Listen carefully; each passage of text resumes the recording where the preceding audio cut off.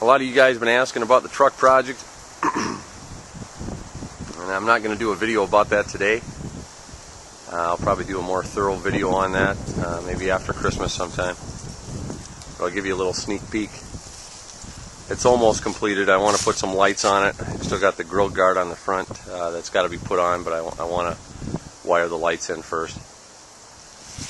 But yeah, it turned out way beyond my expectations, I can tell you that. The only thing that I did not do on this myself was the final sanding and the paint. I actually decided to have that done. And that black trim and bra that you see is spray-on bed liner. I came very, very close to getting the whole truck bed liner sprayed. But one of my goals was to make this not stick out. And I think I pretty much accomplished that. If I would have bed linered the whole thing, I think it would have stuck out too much. But it really turned out good. And I completed it without any financial assistance from the government or any assistance period. No union work went into this truck. This was just all me. Come on out there, Yank. Come on. Good boy.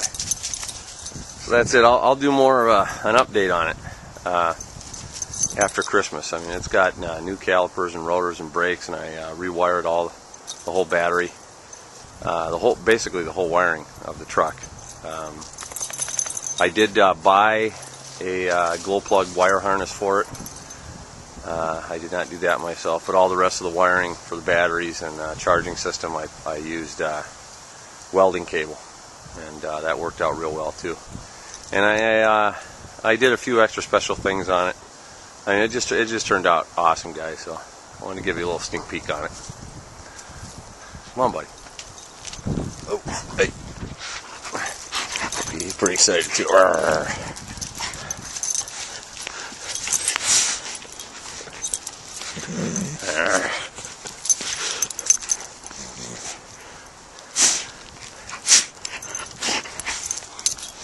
Good boy. He's a biter. He's a biter. He grabbed a lineman came by to trim some of the line trees the other day, and you know, my yard's fenced in, and I came out with a dog, and he basically grabbed the guy by the nuts. It's a pretty funny story. I don't know if I get a chance, I'll tell you about it. But anyway, let's get on with the video today. I did that trailer. I don't know if you guys even remember that through the updates, but I decided to do my trailer at the same time, and I did it to match the truck.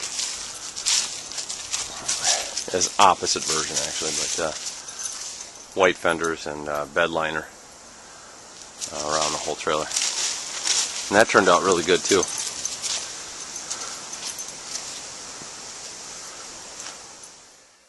Okay, the first thing I want to say is thanks for all the PMs, the comments, the outpouring, especially of the channel comments. I do really appreciate that, guys. I appreciate the camaraderie and the friendship. Yeah, I just wanted to say that right off the bat. Alright, anyway, I haven't really done a video in a long time, but I think I'm going to call this one How to Be a Man in a Stunted Little Boy World. Now, first I got to say that I've never encouraged teenagers or kids, even though I know that's the majority of the audience on YouTube that pushes YouTube forward, to sub to my channel. In fact, if I find a lot of video games on a channel that I've seen that sub me, I'll block them. If I see somebody that's under 20 or 21, I usually block them. I mean, I've done that many times, hundreds of times probably. And I've just really never wanted that kind of audience, and that's been a success. I've been very successful at whittling this down to the most part to hang around with the type of people that I want to hang around with. At least that's what I've tried to do. And despite that, the channel's reached over 20,000. It's got millions of views. So, and here I am. But I always wanted to do this video for a long time. And it's just never been a prepping video, so it's never found its way to the front. But I wanted to give those of you, those teenagers out there, and maybe even some of the adults on YouTube that are stunted little boys, some of Yankee Prepper's tips for being a man. These are some of my top tips. I'm going to try to help you out here. Okay, first tip on being a man in a little boy stunted world. No instructions. I don't care what you buy. Let's say you buy a new camera. Let's say you buy a new PC. I don't care, a DVD player. You do not read the instructions. Real men do not read instructions. Take it out of the box immediately, unpack it, throw all the packing material and the instructions back in the box, and burn it. If you can't figure out on your own, if you cannot figure out the device that you purchased on your own as soon as you get it, then you don't even deserve to have it. Okay? No instructions if you're a man. Got that? Alright, second tip. No flip-flops. I mean, it's a shame that I even have to say this. Real men do not wear flip-flops at any time. I don't care if you're on the beach or at the pool. It doesn't matter. There are lots of sandals out there that you can wear. There's really tough-looking men-like sandals out there, but men do not wear flip-flops. And this is, I got to say, this is one disgusting habit that the younger generation has, and I can't, I mean, I don't understand it. I mean, growing up, if I had worn some flip-flops, somebody would have beat me up. I mean, if you're wearing flip-flops, you should get beat up. You know, I could go down a list of things that you can't run in flip-flops. You can't move fast in flip-flops. You certainly can't kick anybody in the head with flip-flops. I don't know why the younger generation sees this as a cool thing.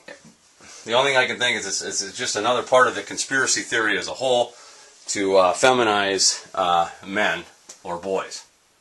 You don't wear flip-flops if you're a man. Alright, this next one really grosses me out. I'm going to go into this a little bit. No straws. Absolutely no straws. Real men don't use straws. I don't care what the situation is. In fact, there is nothing grosser to me than being in a bar and I'll be talking with some friends and I'll glance across the bar and some guy will be sucking off his straw in some fruity tooty drink. That is just absolutely disgusting. And if you've ever seen a guy like, with a malt, straining to suck a malt through a straw, it just totally grosses me out. It is disgusting. Men don't use straws. In fact, when you've got that malt or that shake, you simply take the cap off and you either shovel the malt or the shake into your mouth or you lift it up and tap the back of the cup.